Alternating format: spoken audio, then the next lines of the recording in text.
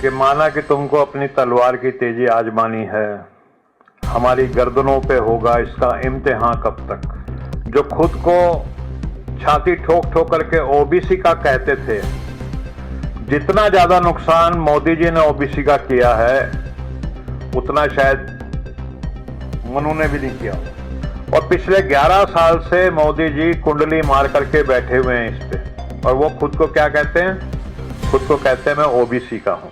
मेरा मानना यह है कि पिछले 11 वर्ष, पिछले जब से देश आजाद हुआ 78 वर्ष में डार्केस्ट पीरियड रहा है ओबीसी के लिए, शेड्यूल कास्ट शेड्यूल ट्राइब के लिए।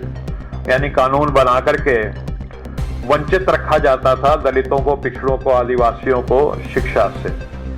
और वही चीज एक अलग तरीके से की जा रही है कि शिक्षा को महंगा कर दो और शिक्षा का निजीकरण कर दो जिसमें आरक्षण ही ना मिले।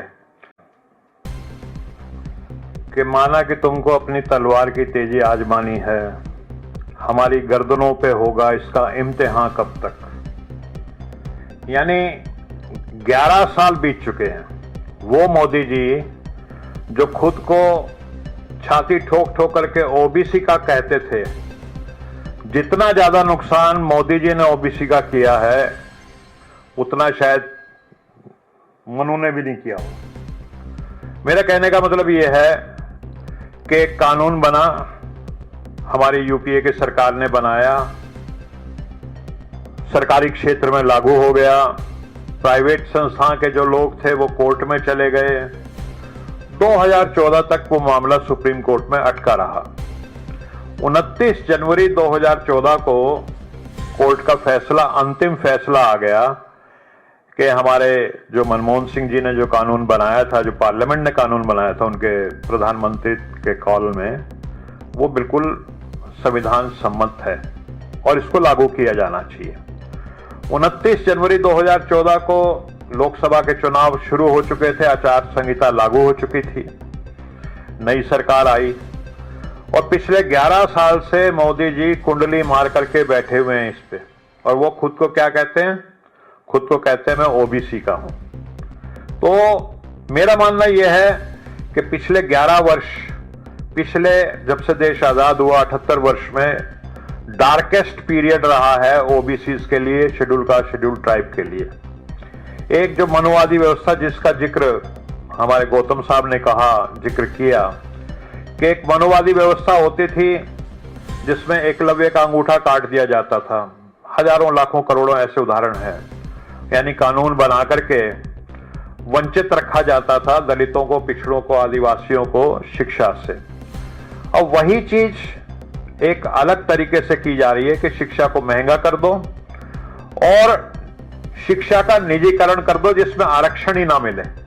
अब मेरे पास जो एक आंकड़ा सामने रखा हुआ है, वो आंकड़ा मुझको बताता है, और ये पार्लियामेंट की रिपोर्ट में जिक्र है इसका, कि इस देश में इस समय 517 प्राइवेट यूनिवर्सिटीज चल रही हैं जिनमें कोई आरक्षण नहीं है।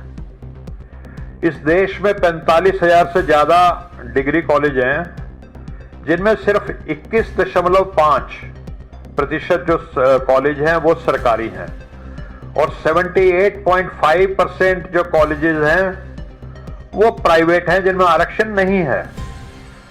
और जैसा कि हमारे साथियों ने बताया कि बहुत कम संख्या में एससी, एसटी, ओबीसी के बच्चे जो हैं, वो छात्र जो इन कॉलेजेस में पढ़ रहे हैं। और जो हाल कर दिया है इस सरकार ने सरकारी संस्थानों का, वो सब हम जानते हैं। अशोका यूनिवर्सिटी, अजीम प्रेमजी यूनिवर्सिटी में जो बच्चा पढ़ता है, जो क्वालिटी उसको एजुकेशन की मिलती है, वो आज सरकारी क्षेत्र में जो बच्चा पढ़ रहा है उसको नहीं मिल पा रही, क्योंकि अलग तरह के वहां पे संसाधन है। तो हमारे बच्चों को, जिसका जिक्र डॉक्टर विक्रांत जी ने भी किया, कि 90% जो आबादी है इस देश की, उनके बच्चों को एक अच्छी क्वालिटी शिक्षा से ये सरकार जो है लगातार महरूम करती चली आ रही है। तो वो एक, हमने बचपन में एक फिल्म भी देखी थी, उसमें गाना याद आ गया कि गैरों पे करम, अपनों पे सितम, ए जाने वफा ये ठीक नहीं। तो मोदी जी तो खुद को ओबीसी का बताते हैं ना, तो 48 घंटे में ईडब्ल्यूएस का कानून वो पास कर देते हैं, सिर्फ 48 घंटे में।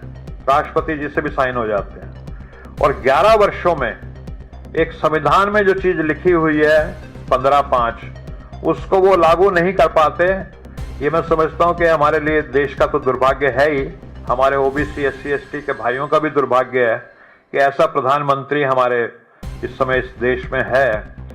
एक चीज और मैं आपके सामने, क्योंकि हम इस विषय पे बात कर रहे हैं, ओबीसी में एक प्रावधान होता है क्रीमी लेयर का, और ये नियम है कि हर 3 साल में वो क्रीमी लेयर जो है वो उसका पुनर्विचार होगा कि वो तर्कसंगत है कि नहीं है।